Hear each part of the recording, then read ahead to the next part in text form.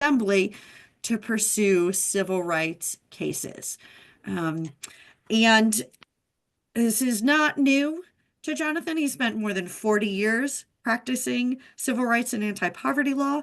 Prior to joining the Office of the Attorney General, he was the executive director of the Washington Lawyers Committee for Civil Rights and Urban Affairs. Before that, he was the chief of the Special Litigation Section of the Civil Rights Division of DOJ from 2010 to 2015. So if you get a moment to corner him, he's got lots of good stories from DOJ investigations, where and they were sort of a range: law enforcement agencies, prisons and jails, and juvenile justice systems. And then prior to that, he was the executive director of the Legal Aid Society here in DC, the Public Justice Center in Baltimore, and the DC Prisoners Legal Services Project. In each of these positions, in addition to providing programmatic leadership, he has handled individual, class action, and impact litigation and engaged in legislative advocacy and institutional reform efforts. And there really is no one better to talk with Premal based on Jonathan's experience. Premal has been on our board and part of our community for a really long time. And so we are thrilled to have this conversation with her. And so with that, I'm going to turn that over to you, Jonathan, and we'll get started. Right. Well, Christina, thank you very, very much. And I'm excited to be here to have this conversation tonight as well. It's a rich and important book. Premal, thank you so much for the book and for all of the work that you do. Let me introduce you to the attendees, and then we can maybe start a conversation. Premal Dari is the executive director of the Institute to End Mass Incarceration at Harvard Law School and is co-editor-in-chief of the online publication Inquest. Previously, she spent nearly 15 years representing people charged with criminal offenses at the Public Defender Service in Washington, D.C., the Office of the Public Defender in Baltimore, Maryland, and the military commissions in Guantanamo Bay, Cuba. In 2014, she was selected for a 3-month fellowship to help create three new public defender offices on the West Bank. She brought these years of experience to the Civil Rights Corps, where she served as the director of litigation. In 2019, she received a fellowship through the Reflective Democracy Campaign. During that time, she started the Defender Impact Initiative, which focused, on the role of that public defenders can play in the broad movement to end mass incarceration. Premal serves on the board of Free Mind Book Club and Writing Workshop, the Second Look Project, and the Law and Justice and Journalism Project. She's a fellow of the American Bar Foundation, is on the Fellows Advisory Council of the International Legal Foundation and the Academic Advisory Board of the Family Justice Law Institute. She's co-chair of the Pretrial Justice and Sentencing Committee of the Criminal Justice Section of the American Bar Association. She's a graduate of Brown University with a degree in History and African American Studies with a focus on comparative post-colonial studies, and a graduate of the University of Pennsylvania School of Law. Excitingly, in March of 2025, she'll receive the Albert J. Krieger Champion of Liberty Award from the Criminal Justice Section of the American Bar Association. And most importantly for tonight's conversation, she's one of the editors of the book we're discussing tonight, Dismantling Mass Incarceration, a Handbook for Change. I'm really looking forward to this conversation. There's so much in this book. As Christina said, when you pick it up and you realize it's 500 pages long, you wonder when you get through it, and then all of a sudden you've plowed through the essays and the analysis, and it's a very, very rich and important read. Bill, so since the death of Michael Brown in 2014, much has already been written about the racial impact of the criminal legal system. The book moves beyond the effort to identify the problem and is really focused on solutions. Can you talk a little bit about what you were hoping to accomplish this book? Why this book? Why now? Yeah, of course. Thank you so much. I want to take a moment to first thank the Washington Council of Lawyers for having me. I'm just thrilled and honored to be able to do this. And to Jonathan, thank you so much for taking the time to have this conversation. I really appreciate it. Grateful. So yeah, the book, and and thank you for all the kind words about it as well. So the book came together as this sort of project between me and two co-editors, James Foreman Jr. and Maria Hawillo, who are both now professors and were public defenders here in DC, where I was also a public defender. So we share that background. And over the years, we've been in conversation, and conversation has evolved. And, in the last several years, really evolved to a place of feeling like, as people who now engage a lot with students and with folks who are looking to get involved in this kind of work, challenging the harms of the criminal legal system, um, we were finding ourselves struggling to come up with texts or compilations or sort of resources to offer to folks that were forward-looking, that were about solutions, that were about proposals, that were about ideas for concrete changes that could be made.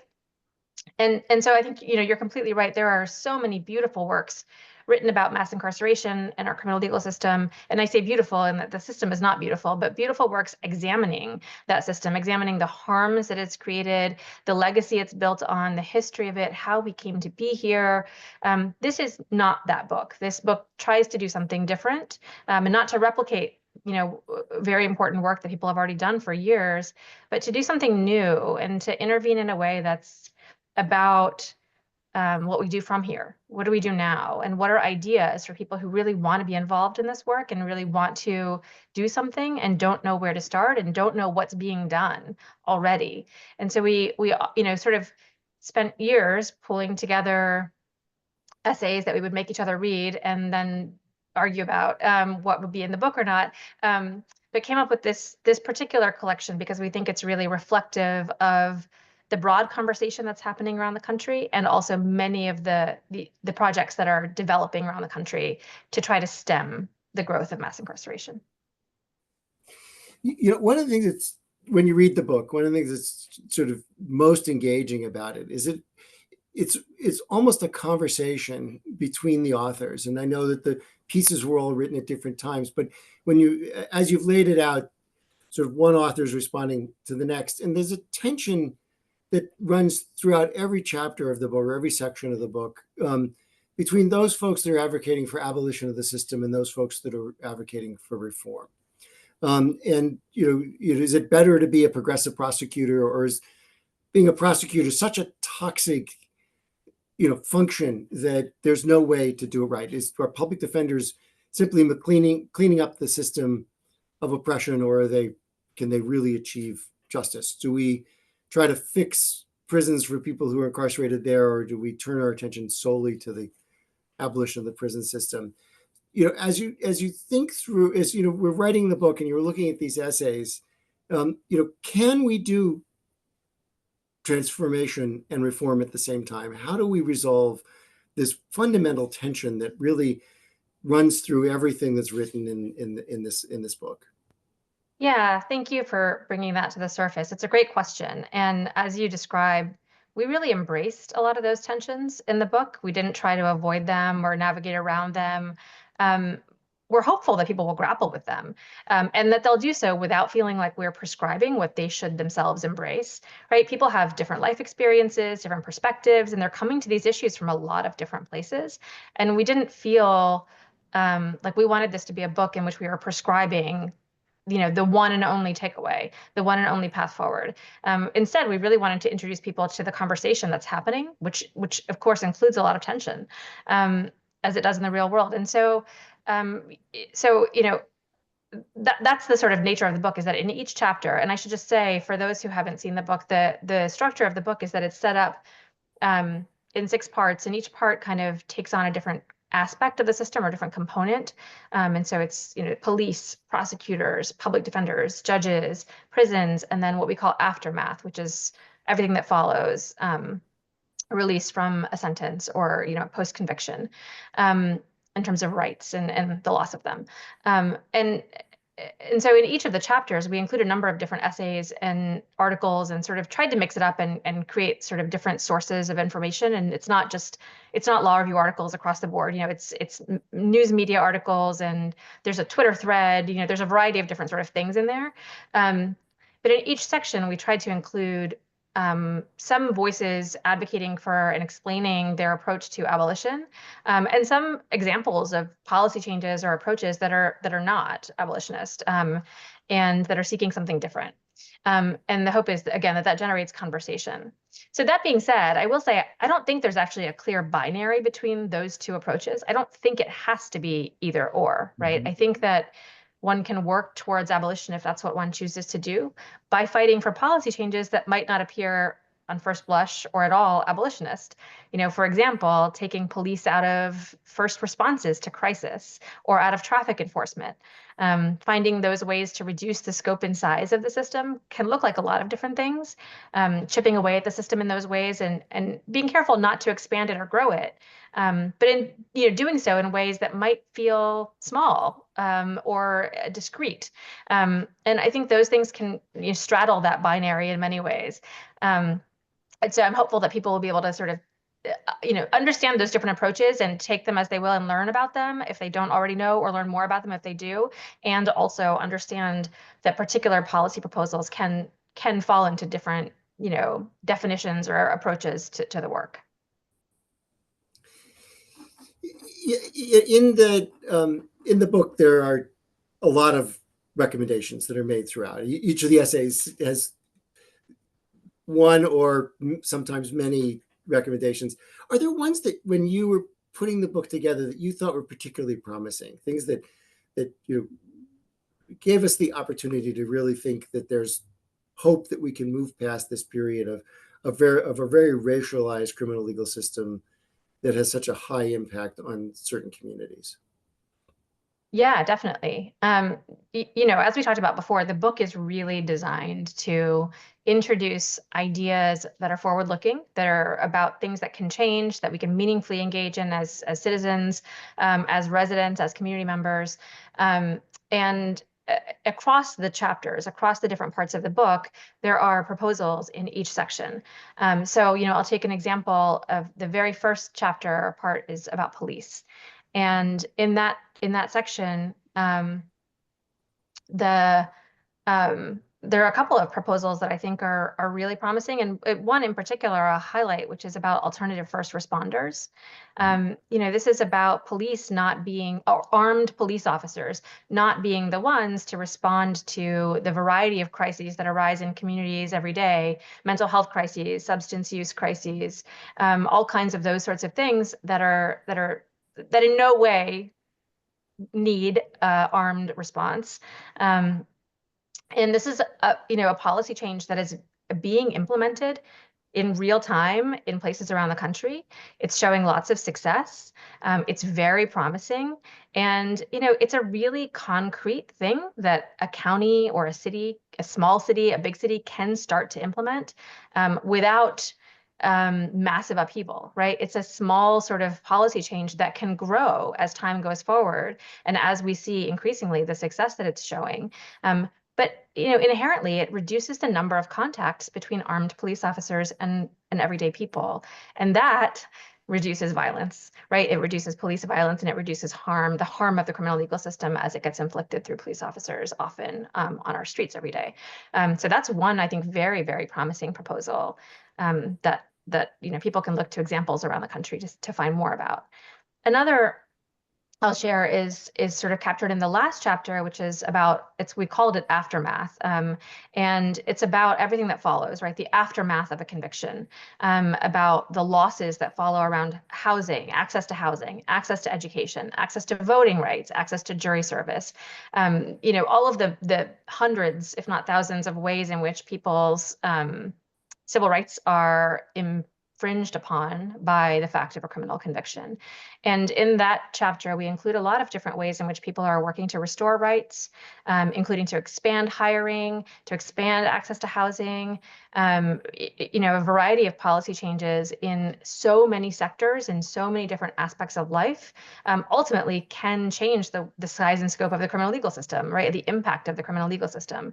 And so that's another way that I think that, there are very concrete, tangible policy changes that can go into effect just by saying we're not going to look at criminal records anymore in this context, that can shrink the size of the system and its impact.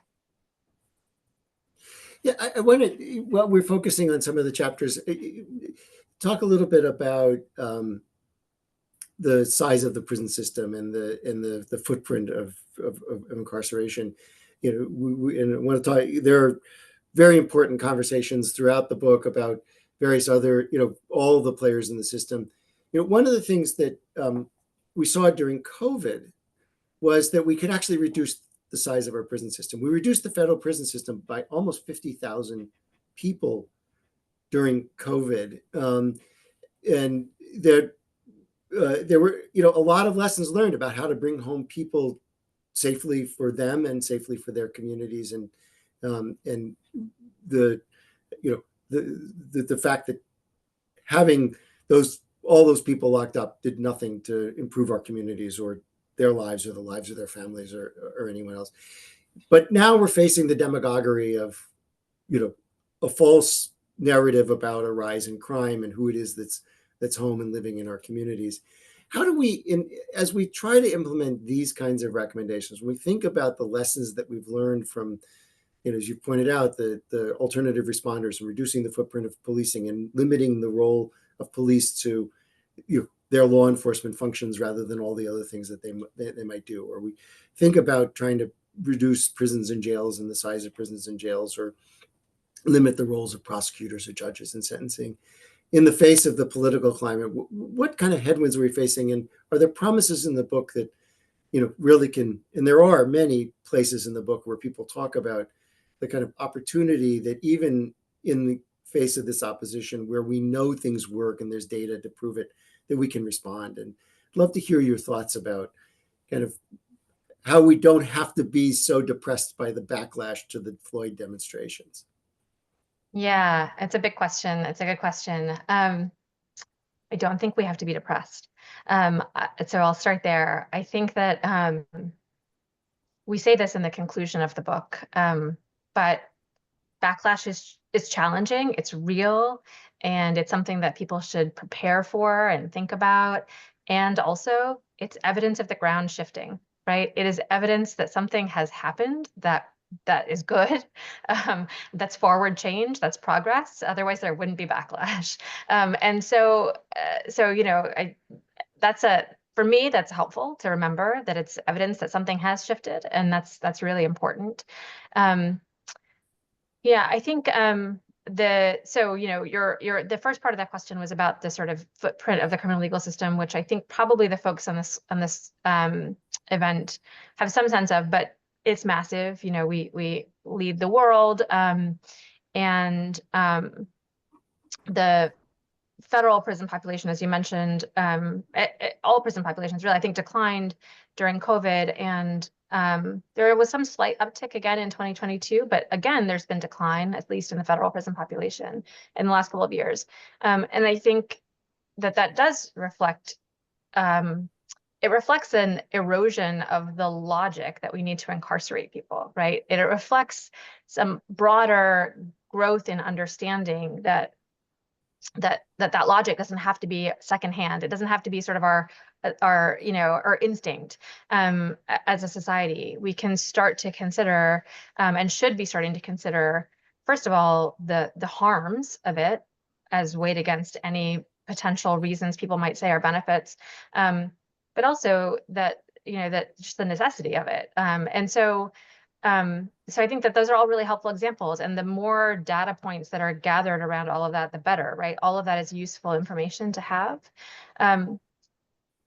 Ultimately, I think that in the coming years, months and years, when there are threats and challenges facing us, that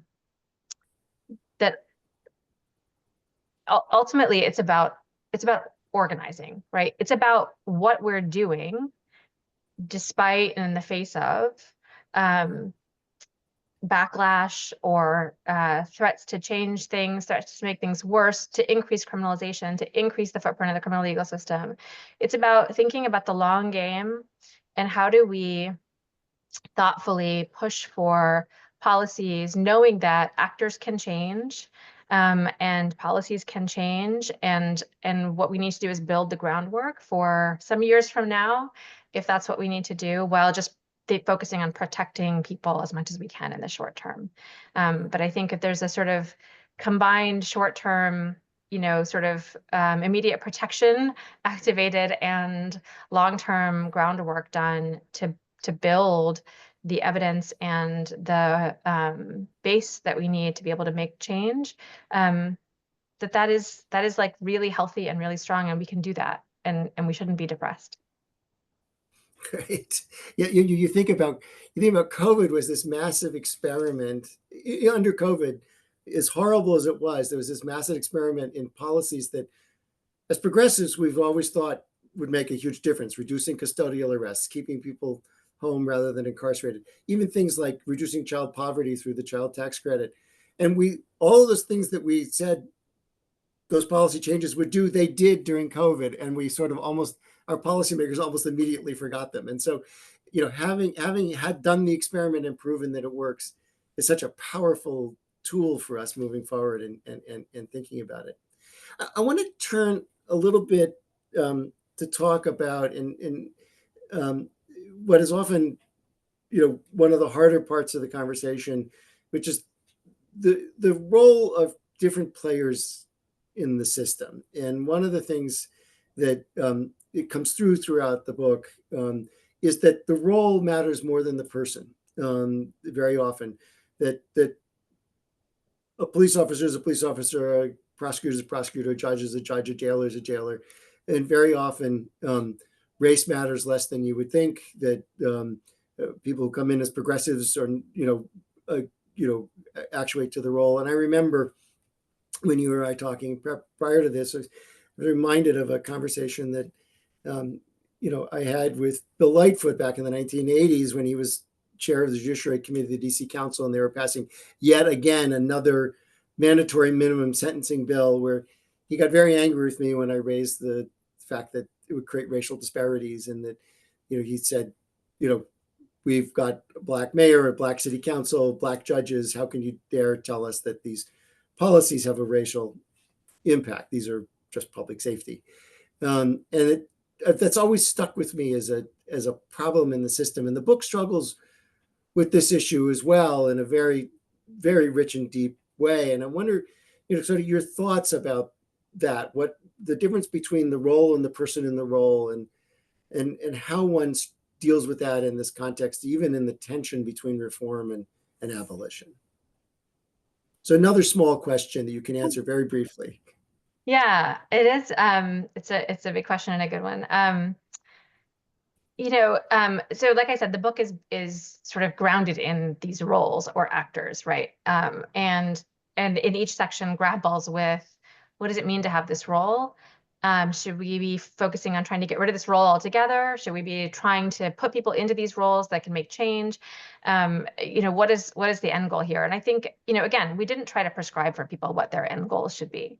I think in many ways, like, if the goal is to change the role in most cases is not going to change without someone in it who wants it to change, right? So just take prosecutors. We're not going to eliminate prosecutors tomorrow, right? They're not there. We have prosecutors. We're going to have prosecutors for some time, and while I think there are many people who are working for a world in which there are not prosecutors,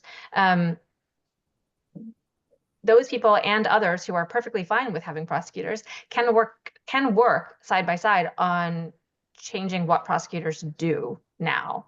All right, there are real people that are being harmed every day, obviously, by the criminal legal system, and prosecutors have so much power to not only impact individual people's lives, but to change policies, to change narratives about public safety and what that means, to change narratives about communities, and to impact their peers, which I think is an under-examined sort of area of power for a lot of these actors, right? Is how you set models for how other folks in your seat, who might not have the same drive or mission, might follow your lead. Once it's done by one person or 10 people, right, it's much easier to do it. And so I think that there's a tremendous power in people taking these roles on and taking them on with a goal of making change. So I wouldn't underestimate the value of the person who sits in the seat, right? We included essays throughout the book about prosecutors, and in particular about, progressive prosecution and what that means. Is that a thing that makes any sense? What is the power of it? What role does it play? Is it more harmful than helpful? Does it create a sort of, idolization of the role of the prosecutor as someone who is central to making the kind of change we need. And is that harmful? Or is this someone who can meaningfully start getting people out of prison who should not be in prison, right? Who can meaningfully change bail practices in their city, who can meaningfully implement wrongful conviction units and address those kinds of systemic issues. Those are important changes that people in those seats can make. We also include essays about judges, similarly, right? Judges in many places are elected. And there are many increasing numbers of former public defenders who are seeking to be judges so that they can take those seats and bring that level of expertise to the bench. Same for sheriffs. We included a piece about the sheriff in New Orleans, and a real community-led campaign for a progressive sheriff in New Orleans. And I think that's an example of there's mixed results, right? You can't always accomplish all the things, even if you come in with a particular goal in mind of accomplishing all the things. There are systemic hurdles. There are always people who don't want you to succeed. And these are political roles, and there's politics. And also some change can be made. And I think that's really important to think about. At the end of the day, prosecutors, no matter who they are or what they stand for, are not going to be agents of liberation, right? That's not what they do. But while we have prosecutors, for the foreseeable future, don't we want them to be changing the lives of the people in their cities? I think we do. So those tensions are very real, and we tried to grapple with them. And I think the tension you identified between the person in the seat and the role itself is a big one, and it goes to that question of reform or abolition. And again, I'll sort of go back to what I was saying, is that I don't think there's a clear binary. I think that it can be both and. Yeah.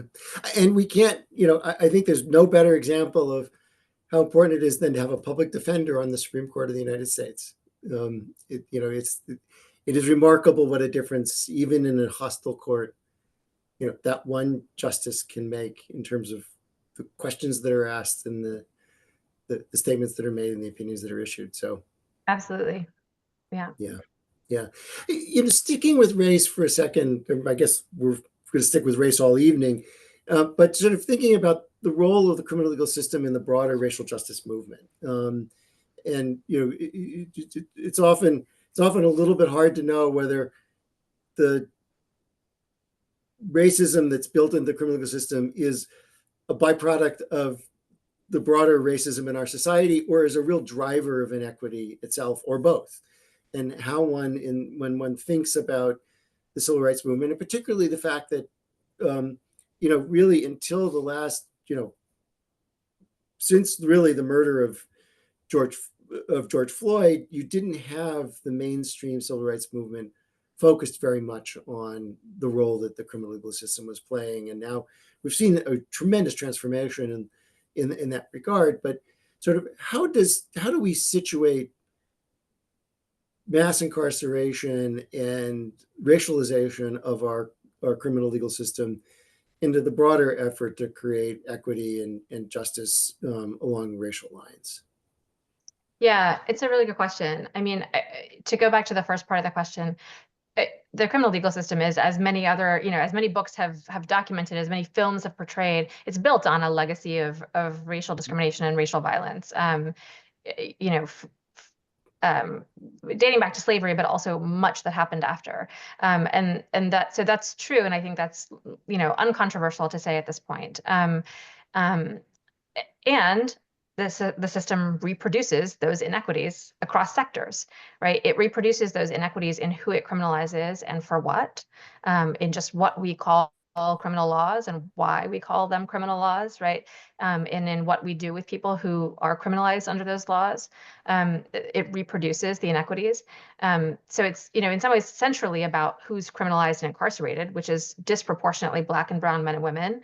But it's also then about whose families are separated, right? Whose children suffer, who is prevented from getting a job, an apartment, who's prevented from getting healthcare, education, about who's offered opportunity or deprived of it.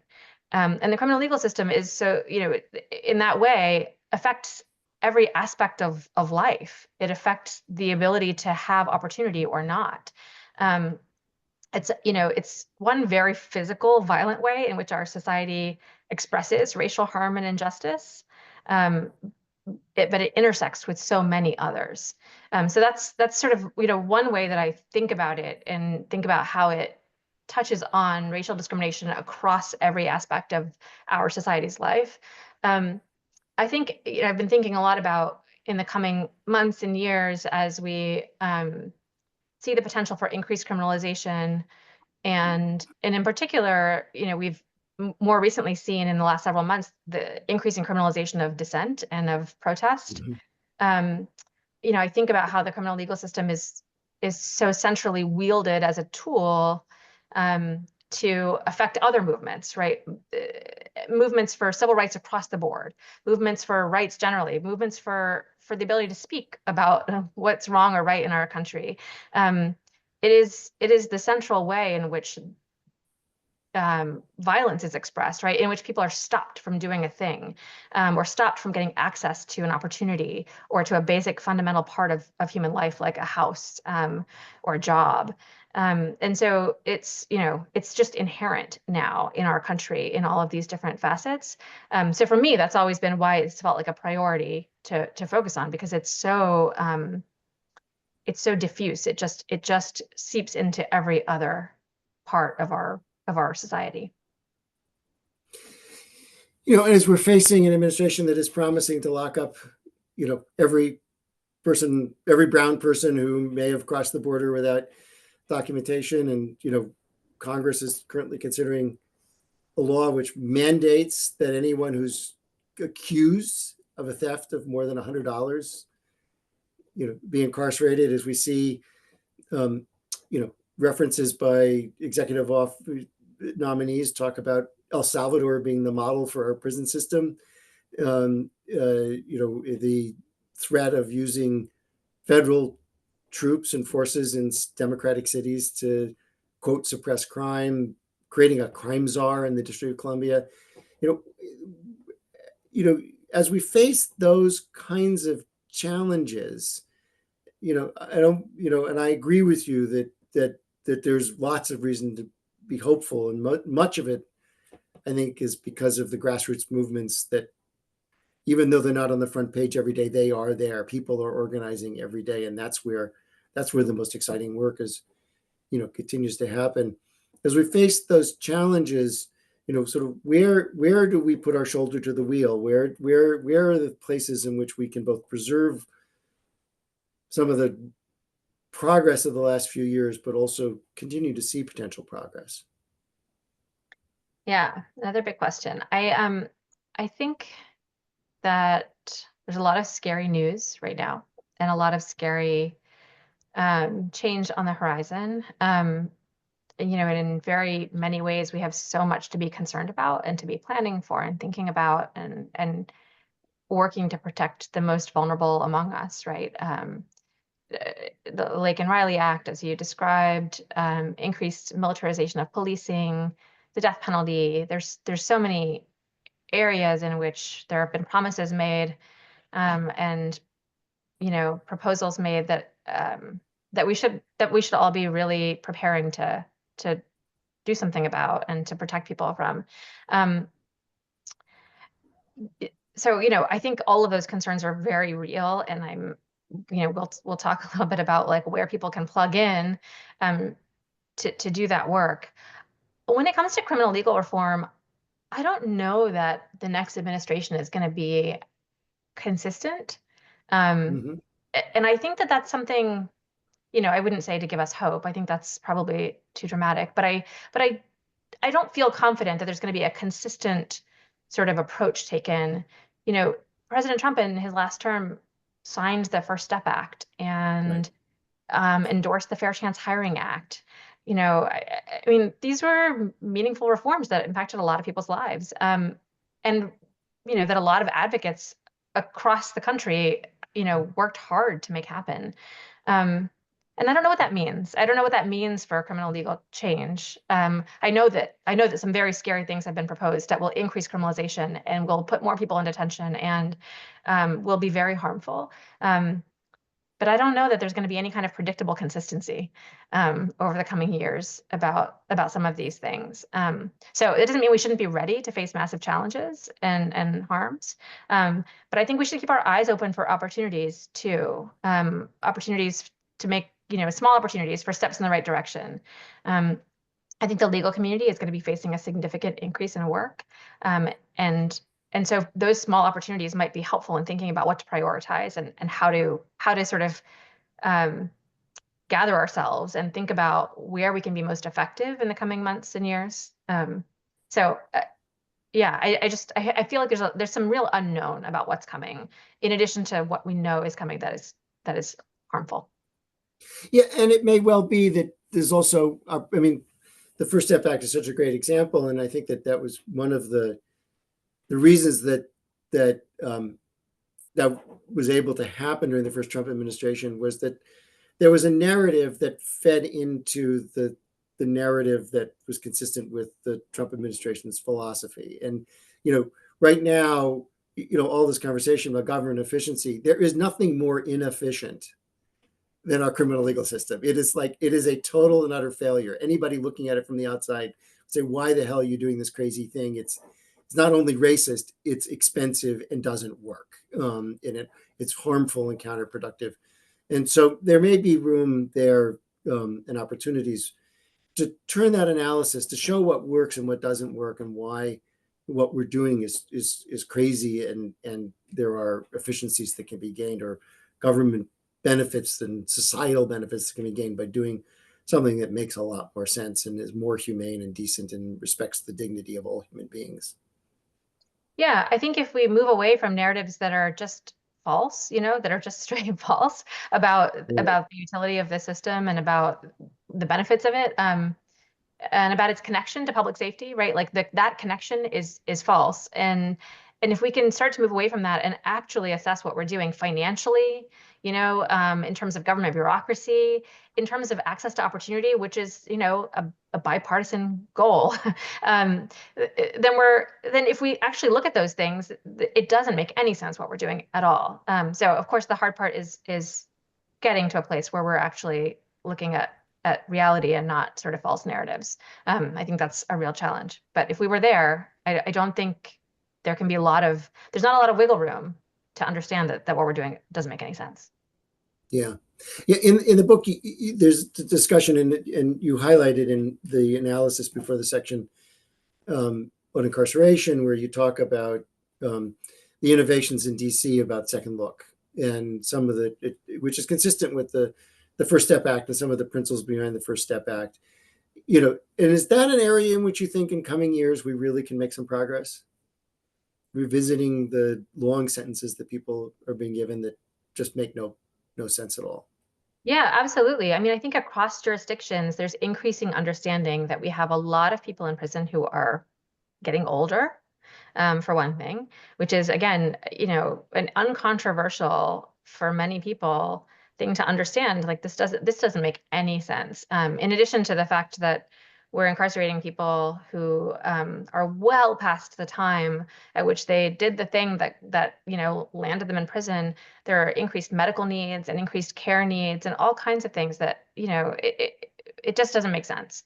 So I think that's one aspect of which many jurisdictions, I think, are really starting to understand that that's an approach that we can be taking to get people out of prisons who shouldn't be there.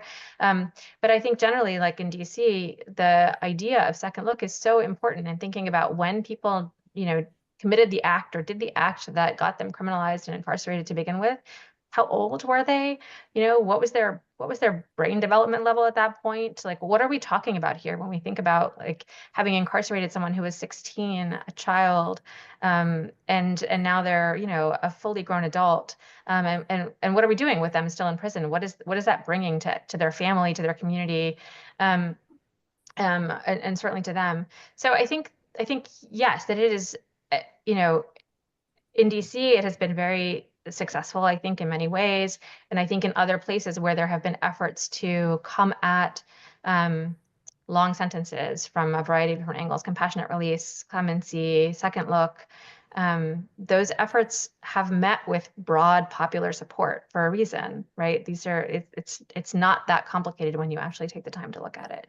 So I think that's absolutely an avenue. And the First Step Act was supportive of that kind of second look and second chance, right? So I think that's something that a lot of people from all sides of the political spectrum can get behind and support. And it's when we talk about mass incarceration, right, advocates who are doing work to challenge the criminal legal system's harms are often focused on the front end, like of how do we stop people from going into the system? How do we change bail practices? How do we change prosecution practices? And that's very important, right? But there are a lot of people in our federal and state systems who are incarcerated with no avenue for relief, right? There's no more lawyer appointed by the state. There's no more appeal left. There's no option, and they're just there. And I think a lot of people also don't realize that there are all these people who just don't have a legal path out. And so if we created the resources to start looking at those cases, I think that would really have broad popular support. Right. Closing the front door and opening the back door has got to be a key piece of the solution. Yeah. I want to shift gears a little bit here. You spent 15 years as a public defender. The other co-editors were all public defenders. How did that influence the way you approached your thinking about this book and how it was put together? Yeah. So, we all came to, we've all continued to focus on the criminal legal system in our careers and in our teaching and other parts of our work. And I think that's because, in our experience, we came into this work for a reason, right? Because we thought it was the most important thing, James's father was involved in the civil rights movement, and James always describes this as the civil rights work of our time. And I think that's right. So we came into this, with a sort of dedication to challenging these harms, but also with the secondhand experience of having stood next to people who were directly impacted by every single one of these harms, right? By prosecutorial decision making, by judicial decision making, by by prisons and the conditions in them, by police conduct and violence. And that doesn't, when you see that, when you witness it, when you've stood next to that person, when you've heard those stories and when you've connected and built those relationships, it doesn't leave you, right? It's part of who you become and how you see the world. And so that's true for all three of us. We've heard too many stories and known too many people to not carry that with us. And for me in particular, as you mentioned earlier in my career, I really dedicated myself to indigent defense. But then even after I left direct legal services and direct representation of people in the system, I was really, I went to do civil rights work for a while through impact litigation, thinking I would take on the criminal legal system in that way. And I was really struck by how few public defenders were in conversations I was having in that space. And, it's not as if public defenders have a lot of extra time on their hands to do extra work beyond the work they're doing. But I was really struck by how underutilized the insights and expertise of public defenders is in terms of people who you take a criminal law and then there's this person who knows exactly how it gets implemented, exactly what the actual law looks like in real time and how it works and how it's being used or abused, how it's being not implemented or implemented. Like, this is someone who can tell you all of that and who understands what it looks like every day. And I really felt like people weren't reaching out to public defenders enough or listening enough to that kind of experience and expertise. And so I spent some time trying to develop kind of more connections between community organizers and folks doing grassroots work around these issues and public defenders, and thinking like there's a whole body of expertise here that could be tapped into for this broader work. So I think, I come at it from that lens too, of thinking, I was a public defender and many of my peers were, and we have all this information and insight to share. And how do we make that useful? How do we make people understand things the way that we have seen them? And not just the way that TV portrays it or the news might portray it. So that's one of the reasons that I have continued to do this kind of broad systemic work. And I'm hopeful that past experience contributes to my ability to shed light on things people might not otherwise be able to see from their perches. It's one of the things that's always impressed me about people who choose to do public defense work, is that in a system that is designed to dehumanize the people that go through it, they're the one place where someone stops and always says, "This is a human being that is here." And I think that is such a rich and important function that it plays, even in a system that is designed against ever being successful. At least having one human being saying, "Yes, there's another human being standing here and is being confronting the system," is such a critical statement. And I understand all the arguments about why that may feel palliative, but to the human being that is being seen, it means something. Yeah, thank you. I appreciate you saying that. I mean, I think that's true for many lawyers across fields who are doing all kinds of work, right, with people who are in vulnerable positions, challenging unjust laws. So I think that's true of your work as well, and civil rights work generally. But I will say, in addition to sort of trying to think of the most creative Fourth Amendment motion I could, or trying to figure out, like the details of a video and make sure that I could challenge it, like some of my most impactful experiences as a public defender were the ones where I was just sitting with a client that I represented saying, yeah, this is really unfair. Like it's really unfair. And just being able to commiserate in that way and to validate that this experience is just awful, I think, can be powerful all around for everybody involved. Right. And just so they know, they are not crazy. The system's crazy. They're Yeah. not crazy. The system is crazy. I know that Christina had wanted us to save a little bit of time for people for questions, but before we do, talk to us a little bit about the Institute and the work that you're doing there, and what's going on. What are the efforts that you're engaged in? Yeah, thanks for asking about that. So I run an institute that's housed at Harvard Law School. And it does a few different things, and we're engaged in a few different things. And I'll talk about one of the projects in particular because it's sort of related to some of the things in the book and what we're talking about. But we publish a magazine called Inquest. It's a free online magazine. Anyone is welcome to read it anytime. Inquest.org. It's all about the criminal legal system, but we don't write the pieces in it. We solicit them from or get them from people who are out in the world experiencing the system, doing work against the system, organizing, lawyering, all kinds of different contributors across sectors. We've tried to also include lots of different voices from different silos that are really separated from each other. So we have doctors and social workers and public health folks and just people who we think are doing very relevant, important work, and hoping that we can all hear from each other more in the hopes of strengthening our own work. So I encourage people to check that out. And then we do legal advocacy work, and part of that is teaching Harvard Law students about lawyering for social justice and lawyering for change alongside organizers.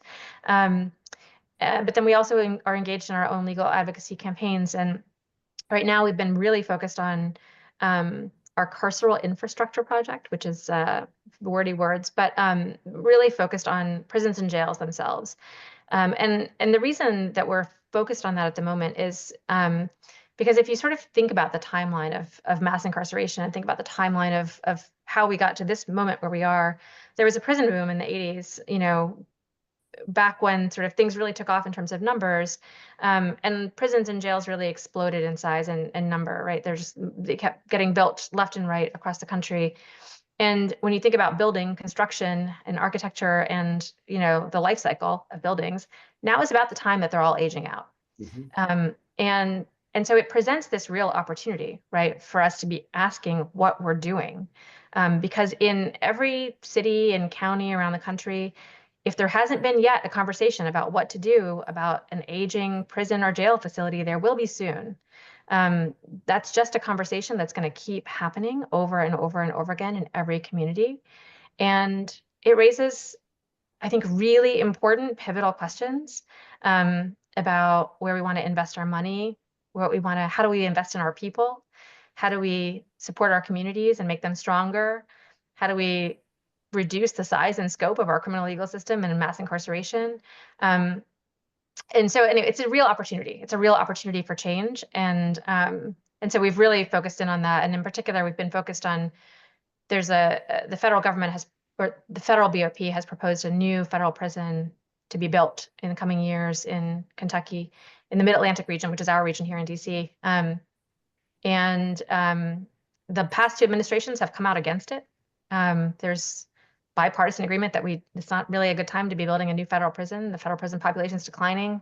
There's staffing shortages. It doesn't make a lot of sense. And so we are working alongside other organizations and organizers to really bring some challenges to that proposal, in the hopes that it doesn't happen. That's great. Yeah, I mean, it is right. The federal prison system is such an example of prison system that is in complete free fall right now. It's really just horrifying. Have you been engaged in the conversation around the reconstruction of the DC jail? I haven't been directly engaged in it. I've been Yeah. following along very closely. Yeah. Yeah. That seemed to be a conversation where there was enormous promise that with each passing year, the promise keeps evaporating, in pieces. So I have more questions, but I know that we wanted to open it up to hear from others. Christina, are there questions from I'm not seeing the Q&A, so I'm doing something wrong, I think. No, I think Zoom has just decided we don't get to use the Q&A. So that gives me a moment to pause. Folks are having trouble using the Q&A. So please put it in the chat, or if you want to raise your hand, and we will be happy to let you ask the question live. I know there is some interest around DC in particular, specifically around this idea that crime is on the rise, giving, voice and I guess impetus and probably funds. Yeah, sort of around that area. We're coming up on budget season here in DC. So can we just take a couple minutes maybe to explore your thoughts, both of you, your thoughts on kind of where we are here in DC?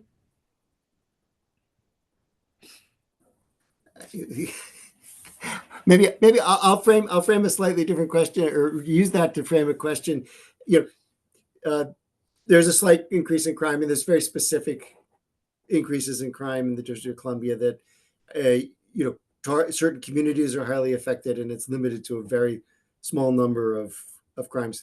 Against the historic backdrop, DC's crime rate is very, very low, and that's true across the country. We've seen for decades now a decline in crime, a slight uptick in the post-COVID period, and then we've seen, for various other peculiar social reasons, very particular increases in crime, like carjacking, for example, which is probably much more linked to the fact that people don't carry keys anymore and use key fobs, and you can't actually steal a car because you can't hotwire it. You've got to take it from a human being if you're going to steal a car. And there's like all these, not that doesn't justify carjacking, but it does.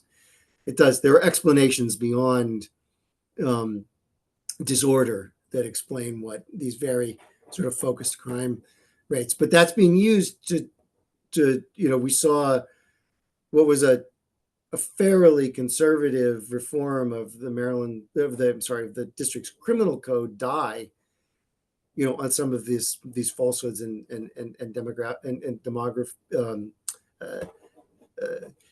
sort of false narratives that were out there. That highlighted, I think, the importance for us to actually figure out how to tell the truth better. In some ways,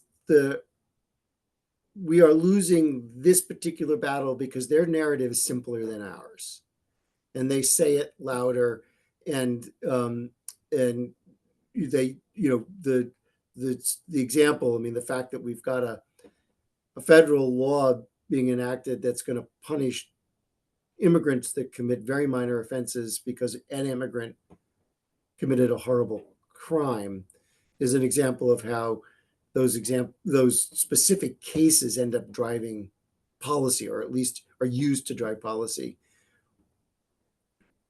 How do we counter that? What is our ability to, we are very good at talking about how the data works and, all the good policy recommendations and why the policy makes sense.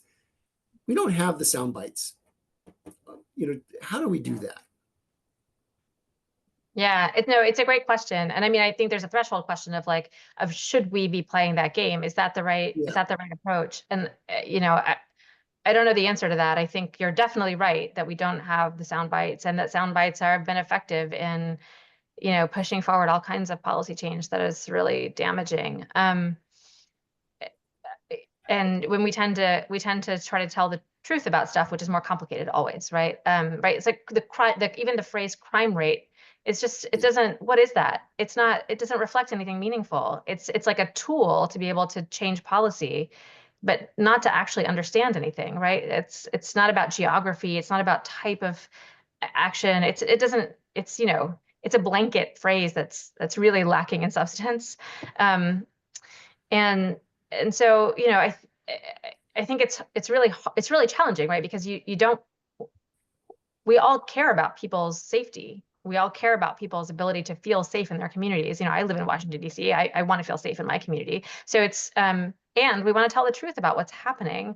And also, there are so many really amazing new efforts to change how we address these kinds of harms in our communities.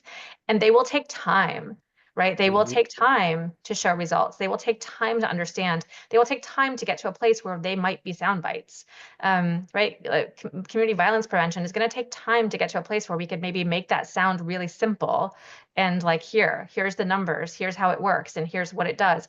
Um, it's going to take time to explain that growing trees and creating more greenery can like significantly change gun violence in neighborhoods, right? Like Right. these are things that are real, that we know are real, but it's going to take time to explain that to people in really bite-sized ways.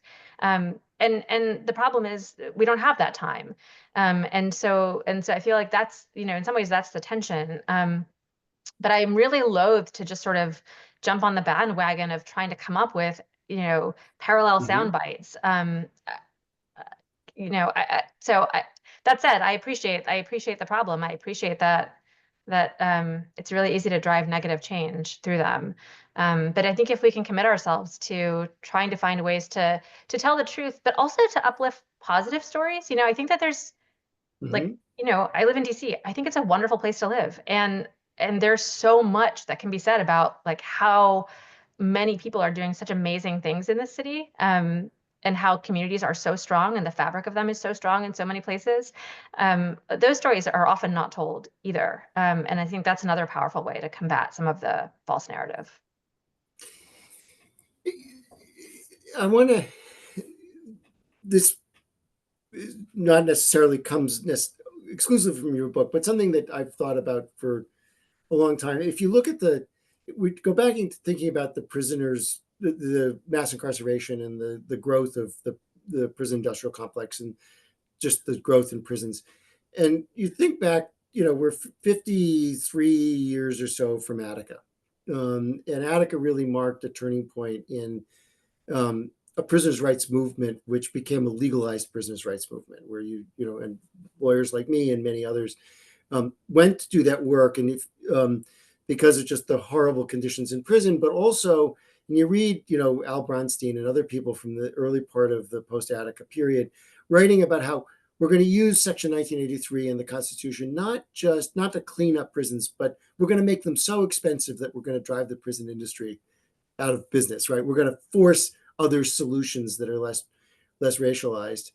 And when you look back, that was not only a total failure, but in some ways it was a total failure because it didn't, it was in a silo alone from organizing families, from organizing people who had been in the system, from engaging with public defenders, from engaging with policymakers and legislators. It was a strategy that sat by itself. And as you think about throughout this book, the recommendations that are made, you know, how much does the effectiveness come from the integration of strategies as opposed to any particular strategy being an effective tool? Yeah, I think that's a really great question. I mean, it's what, in my job and my role now, a lot of what I focus on is what does it look like to lawyer meaningfully alongside organizers, right? To have lawyering be supportive of organizer-led strategies that are often, years, decades in the making, and the depth of them can't be matched by a sort of, lawsuit. So what does it look like to meaningfully integrate those things? And yeah, a lot of the reason that we structured the book the way that we did is because we wanted to include organizing work alongside lawyering and policy work. There's no way to do one without the other and to have it be impactful, a success, or durable. If the goal is to create durable change that really sticks, I mean, there's just no way to do it without like very mindfully doing it alongside organizing strategy. So I think that's really important. One of the in the public defense chapter, one of the pieces we include is about participatory defense, which is really it's not a legal strategy, it's an organizing strategy, it's an organizing effort, right? It's organizers pushing back on public defenders in many ways and saying, actually, like, listen to family members and community members as you do your job. We will help you do it better because we care about this person. And so I think that for me, that's a really sort of very vivid example of the ways in which everything has to be not only working together and integrated, but kind of pushing against each other to make it better. So we embrace that throughout the book, that kind of tension when it comes to abolition and reform, when it comes to different points of view, when it comes to sort of that organizing and lawyering, what does it look like? I think the tension is helpful and generative. Right. And very often, I mean, and beyond that, very often the courtroom follows the street. The street very rarely follows the courtroom. Right. In terms of what happens. I'm going to go, there's a question in the chat from Robin. Civil rights and poverty attorneys often do not see a role for them to play in dismantling mass incarceration. Your book points out many areas where these attorneys practicing in the civil arena do and can play a significant role in dismantling mass incarceration. Can stronger partnerships be made between civil rights and poverty lawyers that have a greater impact? What ideas do you have? Yes, absolutely. I think there's no reason for silos. Like I was saying earlier, I think the criminal legal system really infects every sector, and it is present everywhere. Just the size and scope of it makes it such that it never ends, right? It affects people's lives forever. Increasing surveillance, for example, is another way in which it's just the size and scope of it is massive. It's everywhere. And so I think that there's a role for everyone in every sector to be playing around it. When it comes to lawyers who are doing civil rights work or poverty law work, I mean, I think there are a million opportunities to get involved. Around rights restoration, for example, is one, right? There's so many ways in which challenging unfair housing laws, challenging unfair employment practices, challenging the access to benefits, or supporting people in getting access to those things, right? All of that work. Prison conditions work, is another area that's really important. When it comes to police, challenging police practices, abuses and violence, and just sort of all sort of structural things. When it comes to police departments, that's another area for civil lawyers to be involved. I think it goes on. There's a number of ways in which folks can get involved in all of that. There's also, we talked about this earlier a little bit in sort of talking about pro bono work, but there's also a ton of opportunities for pro bono work, I think, coming. There are now, but there will be more. And in particular, I mean, it doesn't really need to be said, but immigration. I think there's just going to be a tremendous need for folks to plug in and support people that are vulnerable under new and coming legislation. That's very scary. And so that's an area for everyone to be plugging in on. I think also capital cases, which often have large teams. So you don't need to be, an expert in the death penalty to be able to pitch in and get involved. I think second look representation, where a lot of it is mitigation and explaining brain development and a person's life story and capacity. It's not so much about being an experienced criminal practitioner necessarily, right? It's about being able to tell a story about a person's life and explain why this isn't working. So I think all of those ways are ways in which lawyers who are in private practice and firms doing a variety of other kinds of civil rights or pro bono work can get in the government, can get involved and start to chip away at the massive sort of all the tentacles that are everywhere from the criminal legal system. And you make a pitch for expungement. That's as we think about the lifelong impact of a conviction.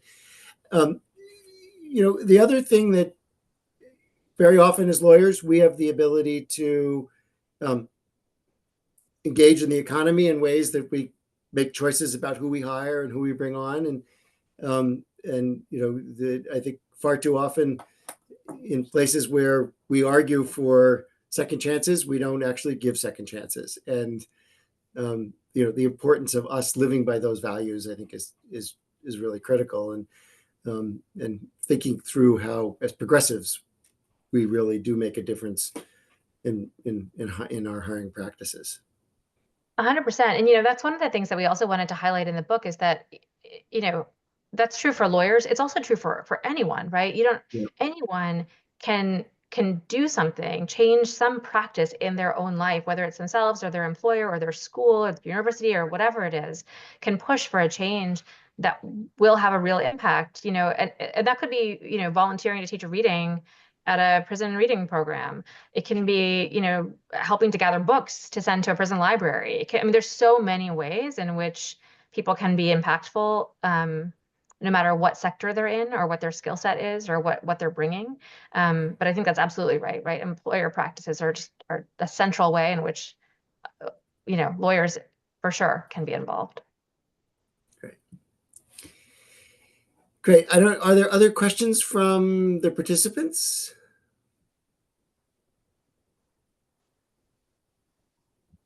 Beth has her hand raised, so give me a second, Beth, and I will.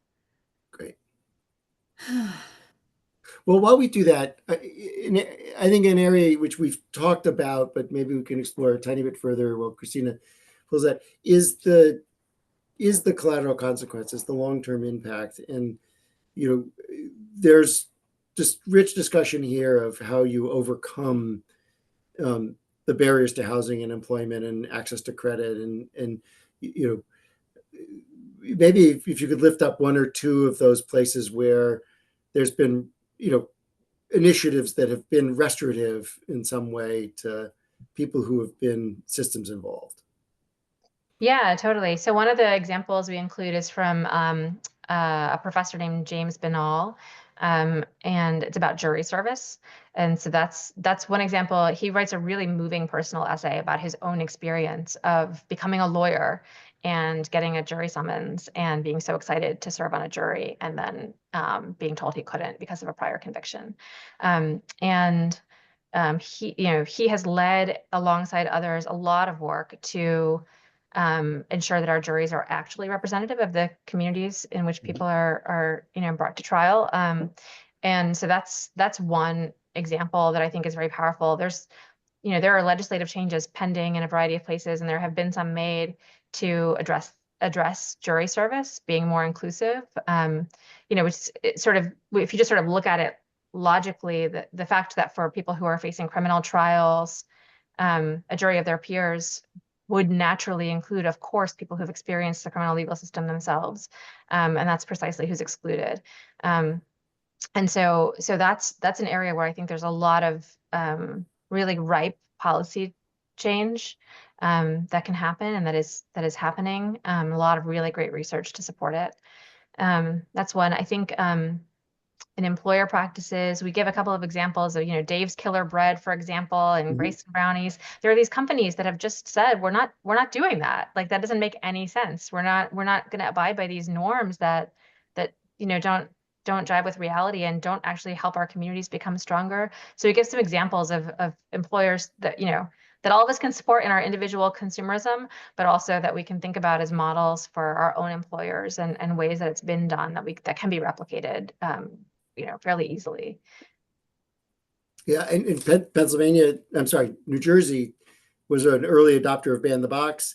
It didn't work. So they've just enacted legislation, I think 2 years ago, that said you cannot consider a criminal conviction unless it's relevant to the job. And, it's those kinds of policy changes can just make an enormous difference. Yeah. Beth? Hello. Hi, Jonathan. Always good to Yeah. see you. I, in my day job, work for the DC Office of the Attorney General. I will say I'm kind of here in my personal capacity, but asking for a friend.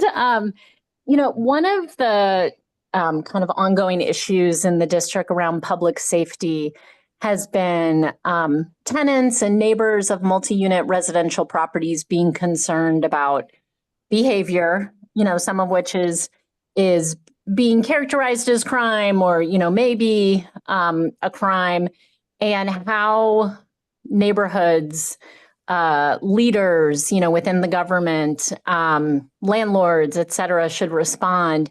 And so forgive me if this is covered in the book in any way. You can point me to the book, but I'm just curious if you have thoughts, resources, people that leaders who care about these issues should be talking to for ways to address, these concerns that are different than perhaps a criminal response or an eviction response. Like, what are the other responses out there that maybe would work to address these very real, concerns from tenants about safety in their homes? It's a great question. And I certainly don't pretend that these challenges are easy to wade through and address. And of course, people want to feel safe in their homes and in their neighborhoods. Um, we don't have a particular response to that in the book. But I do think it's a challenge that's facing lots of people everywhere, and not just in DC.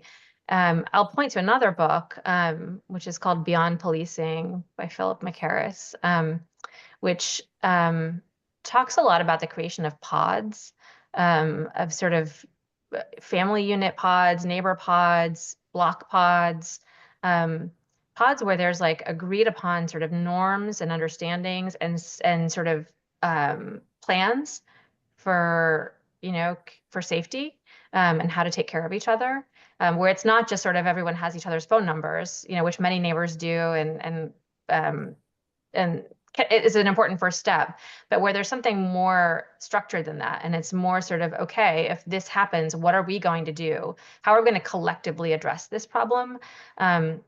Without resorting to calling in the state, right? Without resorting to calling the police. How are we taking care of ourselves and each other? And I thought that was, I have found that to be a really powerful thing, because it can be so small, right? It can be like 5 neighbors. It doesn't have to be some sort of like big project. And so that's, I don't think that's a perfect answer or a perfect solution. I know this is really challenging stuff, but for me, that's really stuck as a thing that I think anyone can do and can organize and can be creative about and thoughtful about. And so that's what I've been leaning into, and thinking about as a path forward in this moment now, where we don't know what kinds of new approaches are going to get implemented in police departments or in cities, or how we're going to be able to utilize some of the social service programs that are going to take time to really evolve and be effective. That this is a way that we can take care of each other. I don't know if other folks have. I'd be very curious to hear other people's ideas. I'd welcome them.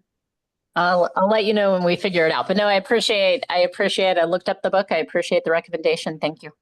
Yeah. Sarah? Hi, can you guys hear me?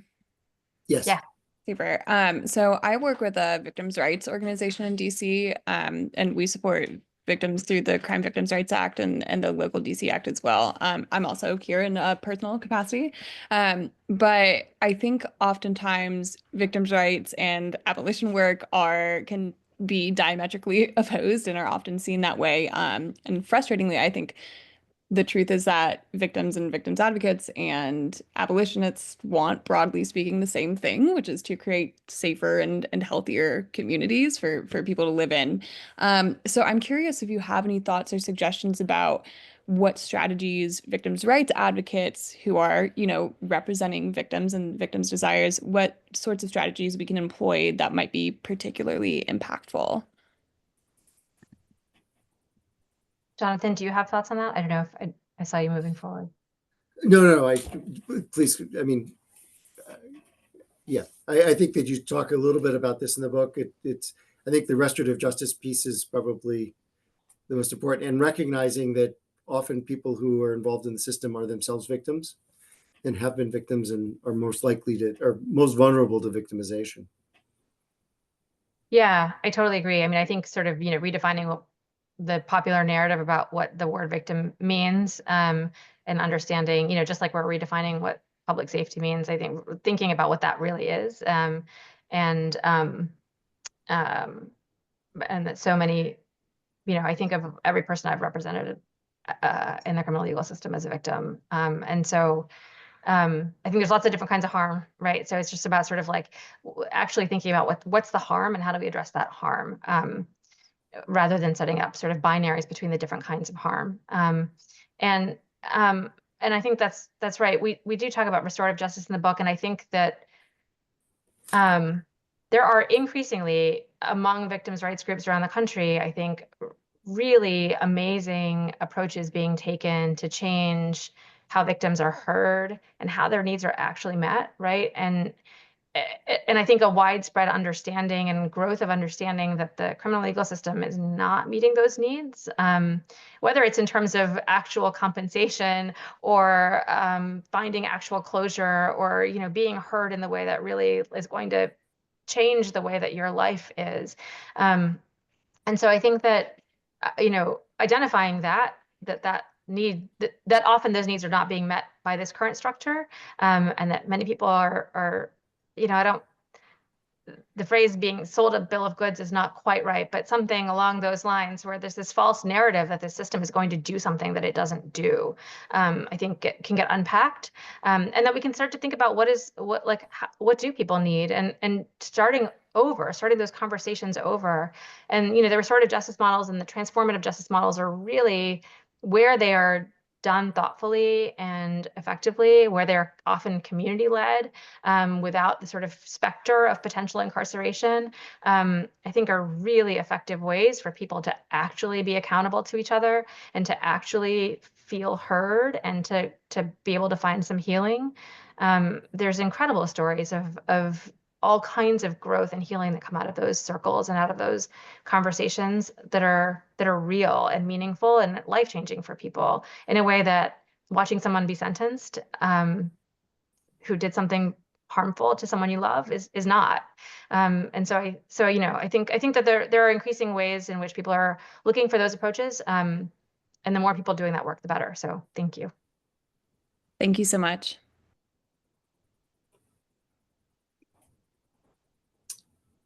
Well, I think we're getting very close to the end of our time. If there aren't other questions, I think that's right. is there any? I saw something popped up in the chat, but it was not another question. Do you have any closing thoughts? Anything you want to leave us with as we move forward in these challenging times, but with the optimism that you gave us at the beginning, that this really is a moment of opportunity? Thank you. I want to thank everyone here again, for this conversation and for the questions, but also just for the work that you're doing and the thoughtfulness you're bringing to it. That's just such an important step and an important part of how we're going to get through the next several years. So thank you. I do think that there's going to be plenty of opportunity for really important work, plenty of opportunity to step up and protect each other, plenty of opportunity to be creative about what that can look like, and plenty of opportunity to put our heads down and really plan for the future, and to think about how we can maybe 4 years from now, maybe beyond that, build stronger and healthier communities for ourselves. So thank you all very much. Thank you both so much. Thank you, Jonathan, for bringing your expertise to these questions. And Prema, we're so thrilled to be able to host you. You've been such a great part of our community and such a strong advocate, and you've given us some really good ideas. And I will be honest with you, your optimism has made me feel better. I love the Handbook for Change aspect of this. So folks, look out for our follow-up email, which will also include lots of ways that you can get involved. And we will continue this conversation, I suspect, moving forward in our What's Next series. So follow us on social media to talk about lots of different subjects and lots of different areas in which we are going to need to focus once the administration changes. You all mentioned some today. Thank you so much for your time. And let's keep up the good fight out there, everyone. Thanks so much. Take care. Thank Thank you. you. Thanks, Jonathan. Thank you. Good to see you. Bye-bye. You too. Thanks so much. Thank you. Are we staying on or no? I don't think so. I don't think so. Right. Thank you so much. This was really a wonderful conversation, and as like I said, the book is terrific. I'm chatting it up to everybody. So I'm Oh, thank you so much. I'm so grateful. I really appreciate that. And I'm so grateful to you for taking time out of an evening to do this and to such thoughtful questions. happy. I know you're Yeah. busy. Thank No, you. no. Yes, no. I appreciate it. I enjoyed talking and connecting. I know our worlds circle together, but not had Yeah. this opportunity to connect quite this way. Yeah, me too. Be well. You too. Bye bye. Bye.